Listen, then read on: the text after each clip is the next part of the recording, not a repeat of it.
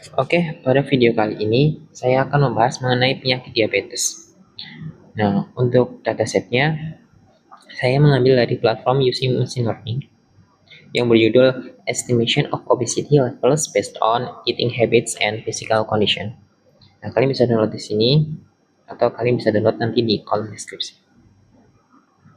Nah, langsung saja kita akan mengimport library-nya terlebih dahulu.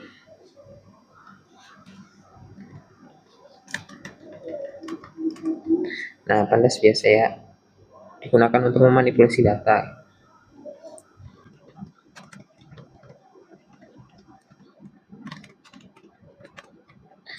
Nah, kalau matplotlib digunakan untuk visualisasi data. Nah, kalau Seaborn digunakan untuk visualisasi data juga, cuma lebih modern dan settingnya nggak sebanyak matplotlib.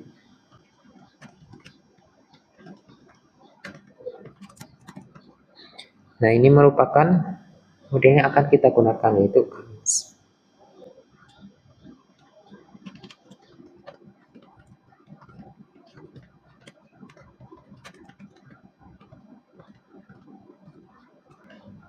Nah, KLB Visualizer ini digunakan untuk menentukan klaster terbaik menggunakan visualisasi gambar gitu.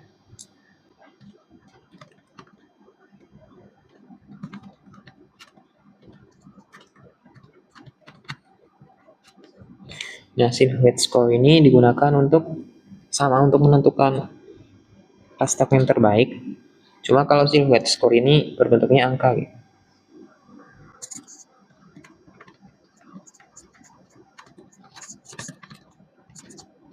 Nah, standar color digunakan untuk scaling atau standarisasi, di mana dataset nanti akan memiliki rentang rata-ratanya itu 0 dan standar deviasinya itu 1.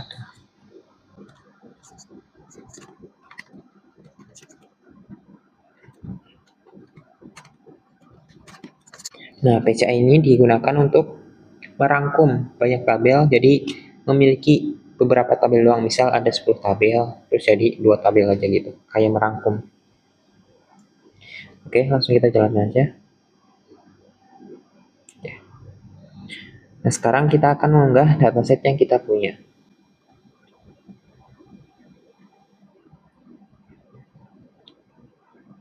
Oke. Nah, sekarang kita akan membaca data setnya.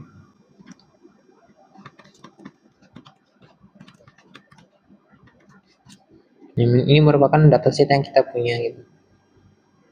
Kita simpan dalam variabel df. Saja kita akan menampilkan 5 baris pertamanya saja. Oke. Nah, ini kan ada gender, age, height, weight. Nah, VABS ini banyak singkat-singkatannya ya. Nah, itu di sini ada maksudnya itu. Gender itu jenis kelamin, age itu umur, height itu tinggi badan, weight berat badan, terus family history with overweight-nya itu riwayat keluarganya ada yang gemuk atau enggak, ada yang pernah obesitas apa enggak. Nah, terus ini FAVC, apakah sering makan makanan yang berlemak atau yang banyak kolesterolnya. Terus FCVC itu apakah dia makan sayur. Terus NCP jumlah makanan utamanya. Terus CAHC itu kebiasaan ngemilnya, apakah di waktu luang dia sering ngemil atau enggak. Terus CH2O itu apakah dia suka minum air apa enggak gitu. Terus SCC monitor kalorinya. Nah, smoke-nya apakah dia merokok. VAP itu frekuensi olahraganya, sesering apa sih dia olahraga. Terus itu waktu main gadgetnya, apakah lama apa sebentar doang. Terus carb-nya itu maksudnya konsumsi alkoholnya. Terus M-trans transportasi yang dia gunakan itu apa saja. Setelah itu kita akan melihat informasi yang ada di dataset.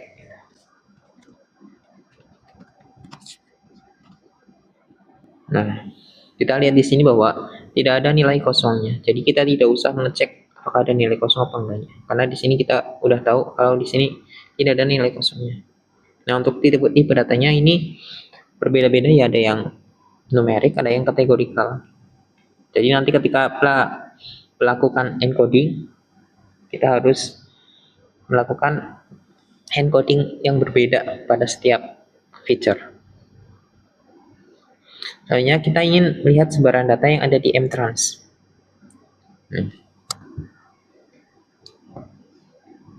Caranya,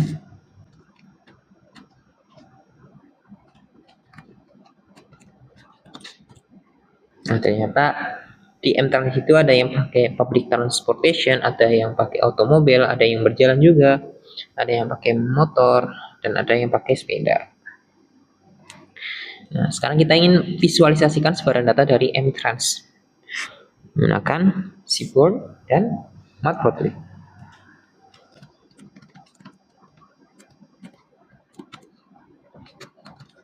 Kalau PLT figur itu digunakan untuk mengatur kanvas ya.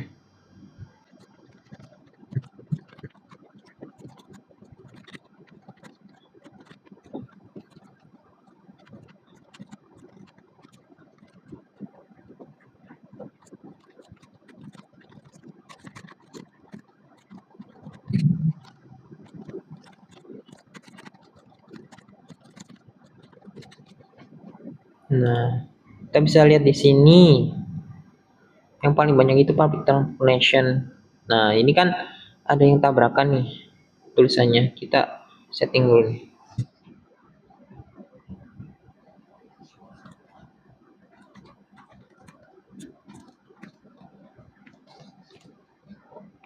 Nah, jadi tulisannya miring nih.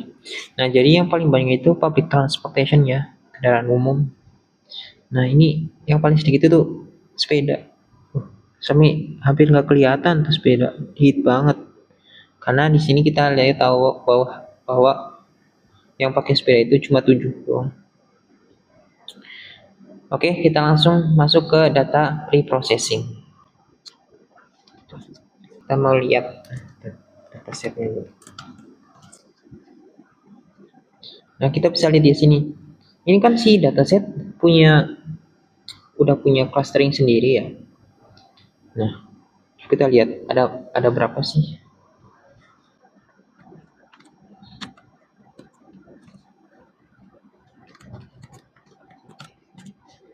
Nah, ternyata di dataset itu punya cluster 7 cluster gitu. Nah, sekarang kita tidak akan meniru si dataset awal. Kita akan menentukan clusternya itu berdasarkan KLBO method dan silhouette score-nya. Nah, oleh karena itu kita akan menghapus si kolom no bias date ini.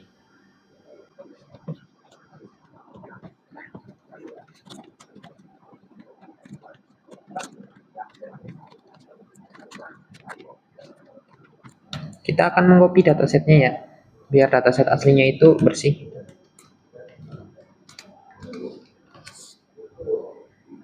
Coba kita tampilkan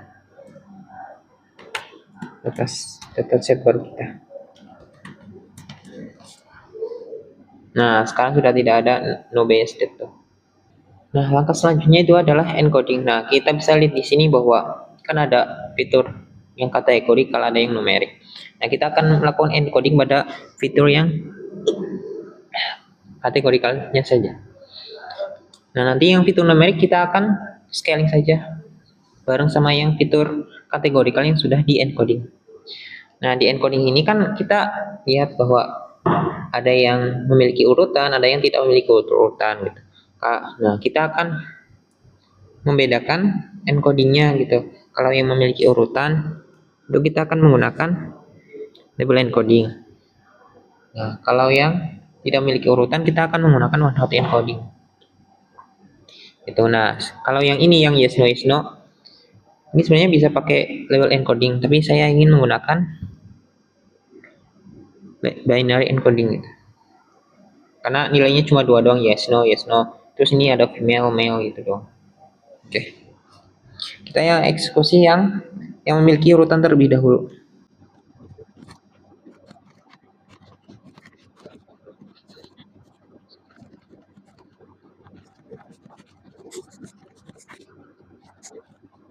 Nah, yang memiliki urutan kan kolom CX sama column.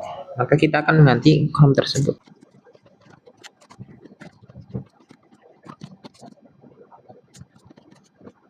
Nah, ini harusnya sudah terganti nih. Selanjutnya kita akan melakukan encoding yang binary itu, yang hanya yes no sama yang female male doang.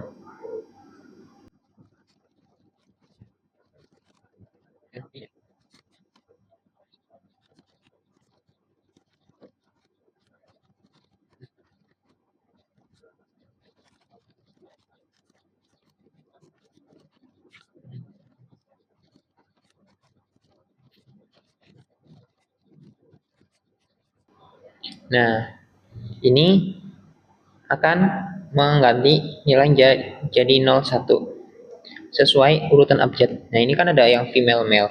Nah, karena F itu lebih dulu daripada E, maka female akan menjadi nilai 0 dan male akan menjadi nilai 1. Nah, ini kalau no sama yes, no karena no n lebih dulu daripada y, maka n akan 0, yes itu akan 1.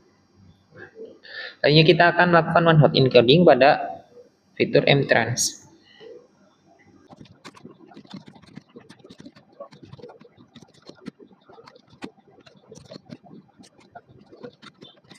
Nah, yang one hot encoding sudah selesai. Nah, sekarang kita akan melihat dataset kita yang baru. Nah,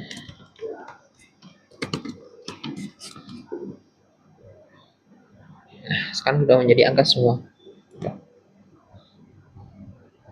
Oke. Selanjutnya kita akan melakukan scaling. Buat apa scaling?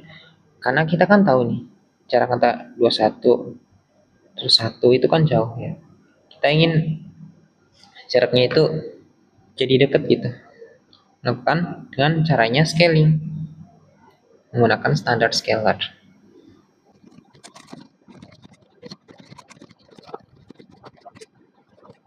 Oke, kita sudah melakukan scaling menggunakan standar scalar. Seharusnya jaraknya sekarang sudah tidak sejauh ini, lebih dekat jaraknya. Sekarang kita akan melakukan PCA atau Principal Component Analysis.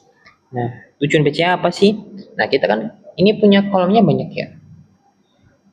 Nah, sedangkan komputer hanya bisa membaca X sama Y atau dua dimensi doang. Jadi kita akan memperkecil kolom kita menggunakan PCA. Jadi kayak merangkumnya.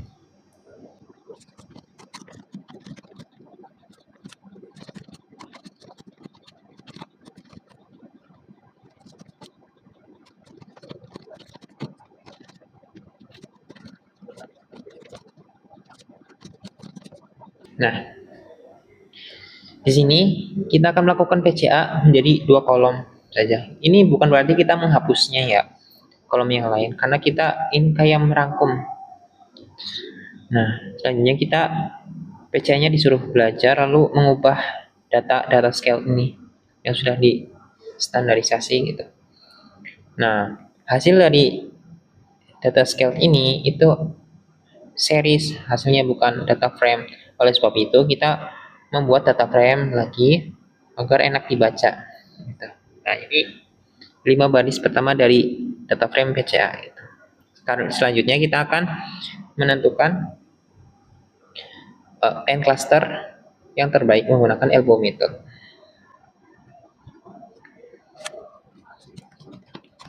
Kita bikin inersia. Nah, ini digunakan untuk menampung nilai error gitu.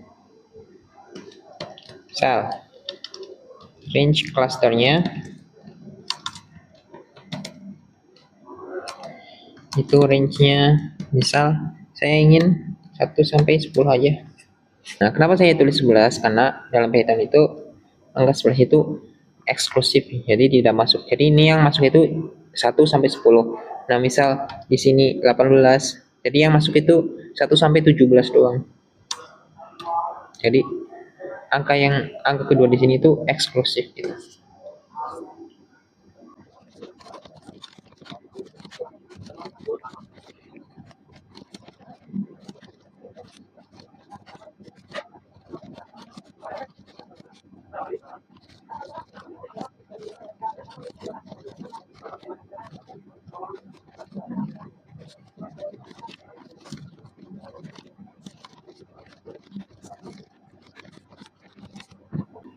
Error.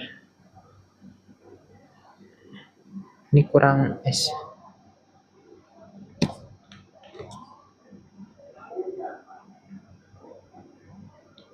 Has not ya label. Oh, ini typo. Ini dengan typo ya. Saya sering typo. Nah, kalau lihat di sini ya, ini angka 3 jadi kelasnya yang terbaik. Karena elbow method itu kayak siku gitu. Jadi potongan siku ini. Nah, gitu. Jadi titik ini. Nah, kalau kita masih bingung, kita bisa memastikannya di silhouette score.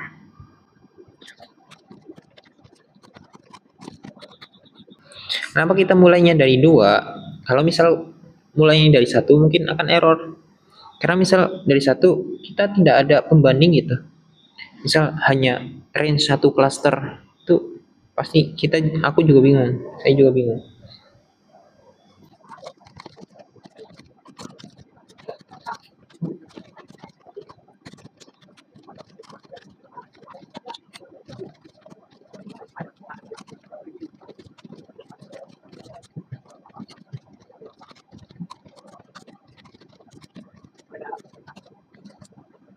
Nah, kita bisa lihat di sini nih. Ternyata silhouette score yang 3 cluster itu yang paling besar dibanding cluster yang lain. Jadi kita akan menggunakan 3 cluster. Selanjutnya kita akan melakukan modeling.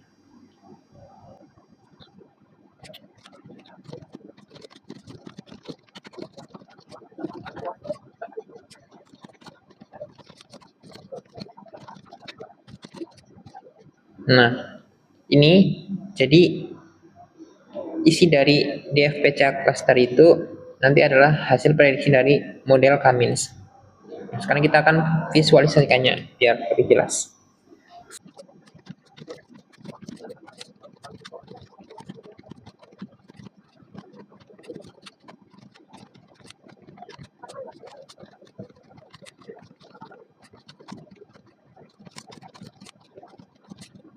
Nah, ini ada cluster 0, cluster 1, cluster 1 yang hijau, cluster 2 yang kuning. Ini legendanya. Nah, tapi kita nggak tahu nih, cluster 0 itu isinya yang obesitas apa yang sehat atau yang rawan obesitas, kita nggak tahu. Jadi kita akan menginterpretasikannya lebih dahulu. Nah, namun sebelumnya kita akan menambahkan ini DF cluster ini ke dalam DF yang asli, data frame yang asli.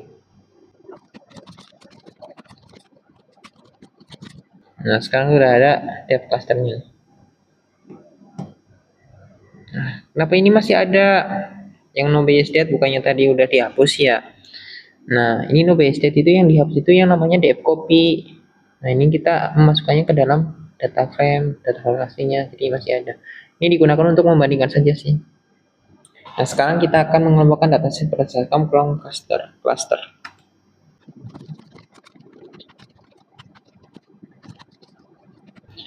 Sebenarnya kalian di sini mau menampilkan semua kolom juga nggak apa-apa. Tapi yang numerik aja ya. Saya sih nggak pakai semuanya, saya hanya pakai beberapa doang.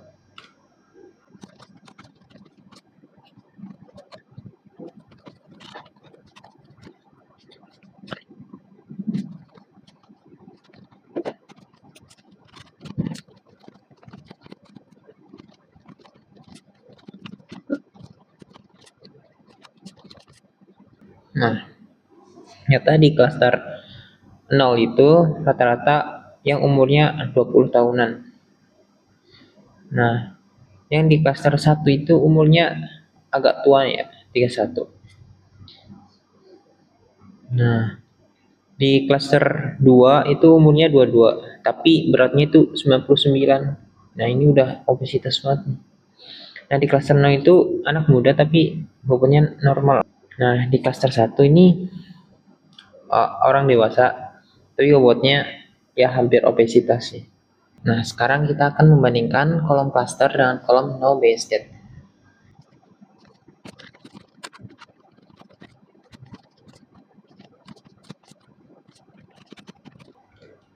Apa sih bedanya display sama print? Kalau display itu lebih rapi dibanding print. Ya ada kolom-kolomnya. Nah, kalau kayak gini mungkin agak sulit ya. Biar lebih enak lihat aja, kita lebih baik menggunakan visualisasi.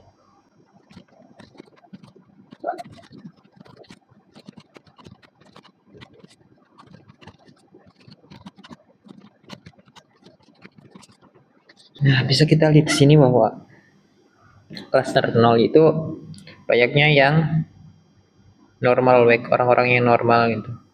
Kalau berdasarkan no state ya. Nah, kalau cluster 1 itu banyaknya yang obesitas tipe 1.